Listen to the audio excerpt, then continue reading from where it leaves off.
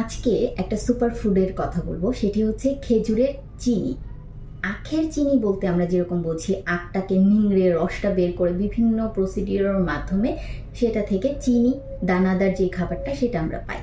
খেজুরের চিনি কিন্তু সেটা না। খেজুরটা অনেক বেশি শুকিয়ে বিশেষ প্রক্রিয়ার মাধ্যমে সেটা একদমই গ্রাইন্ড করা হয়, যেটা হচ্ছে যে সকল বাচ্চাদেরকে আমরা বলি চিনি দেয়া যাবে না বা অতিরিক্ত মিষ্টি জাতীয় খাবার থেকে দূরে সরিয়ে আনতে হবে এবং পানসে খাবারটাকে একটু আসলে মিষ্টি করার জন্য তখন খেজুরের চিনির কথাটা বলে থাকি।